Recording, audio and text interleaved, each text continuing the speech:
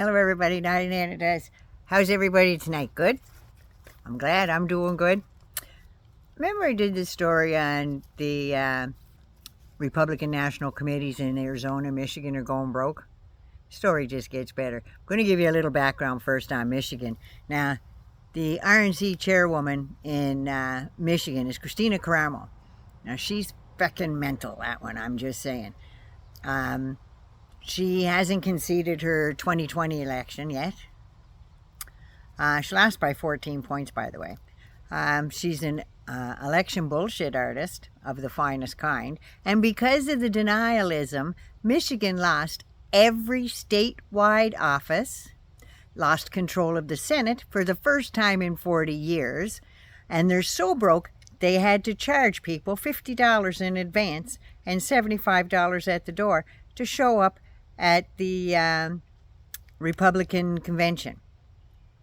Very first time it's ever happened. So now Michigan has got Democrat House and Senate and governor. And I believe Attorney General, if I'm not mistaken. So like they won the whole ball of wax. Now former chair, Jeff Sakwa, called it the Super Bowl of election deniers. That's what he called that convention. But of course, the new chair, Caramo, bases lack of party support for November 2022's poor showing. And why would that be? Election denying? Ask Carrie Lake about that, she'll tell you, right? But this bitch is crazy. Now, she's a Qidiot, for one thing, off the top. Oh yeah, believes in all the Q stuff. Plus, she apparently believes Beyonce is sending goddamn demons to have intercourse with you while you sleep. Apparently. All to do with some song Beyonce put out or something. So now, better watch out. Think twice before you close your eyes. But anyway, she has now been sanctioned by a judge to pay $58,459 because of baseless, meritless, and no evidence that there was any shenanigans in the election. And because of the shenanigans at Antrim County, Jack Smith is subpoenaing election officials, you know, the phony electors, those guys. Michigan RNC has only raised $51,000 in the last quarter. When you see how much these other politicians are making, $51,000 is like a drop in the bucket. I know that could be a 2-year salary for somebody, but not for these people. But she's being asked to step down. So now she was supposed to hand in financials in February when she won after 3 ballots. Do you sense a theme there? But the trend is spreading to other swing states across the country. Now comes the best part. I was just watching Ben Meiselas on the MeidasTouch there. And it turns out all these different county RNC chair people and stuff like that, bitches be brawling, man. They're out there fighting, like kicking, fist fights, throwing people around. Yeah, Republicans are doing all that stuff all over Christina Caramo because they want her to resign, right? Because she's breaking the bank of the Michigan RNC. Now, a fist fight breaks out in Clare, Michigan at the Doherty Hotel between a visiting Republican official trying to get into a meeting about what's going on. But they said, no. You have to be a state official, not a county official or anything. You have to be a state official to come to this. So Buddy got a little pissed off because he traveled a fair ways, I guess, to come to this meeting. So he went to jiggle the doorknob. Buddy opened the door, and next thing you know, a friggin' brawl breaks out. So one of the committee members said, yeah, he's kicked me in the balls. And the other one goes, yeah, well, he broke my rib. So Buddy's telling his side of the story from the friggin' hospital, getting his rib looked at. Not that they're going to do anything. What do you do for a broken rib? They don't even tape you up anymore. But anyway, from the Independent and Detroit News, apparently, in the last couple of months, there's been at least 4 different brawls breaking out at these committee meetings, and it's all over that crazy wingnut there, Christina Caramo, because she is mental.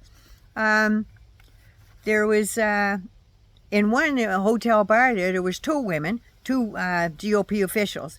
They got into it, And this one, and they're all hammered at this point, right? They're all hammered, and they're going on. She comes up, she goes, by the power invested in me, and the other one's going, fuck off. What do you mean the power vested in you? And they get into it, and the other one comes up, she goes, by the power vested in me. It's like, by the power of Grayskull. Remember those when your kids were little? I do. This keeps jiggling, so let's just do that. So yeah, by the power invested in me, you are expelled, and blah, blah, blah. And she comes up to the other one with, you know, not one of them spilt a drop out of their drink. Not one of them. So the other one comes up and she's going, by the power invested in me. And the other one slaps her phone out of the way. And they get into it and they're standing up doing the what thing. And some big, huge guy, he comes in, he steps in between them. So they're fighting. They had to break that up. Cops were called. Oh my God, cops are called at all these things now. This was over that nutjob Karamo there, firing a finance committee chair for dereliction of duty and several other grievances, which weren't listed. The budget committee chair, Matt Johnson, said that spending is so far out of proportion with income as to put us on the path to bankruptcy. Well, it's almost there. Almost there. He got fired for being fiscally responsible. Did you think that was possible in the Republican Party? Somebody actually looking out on how money's being spent instead of trying to steal it from other people to pad your own pocket? Go figure.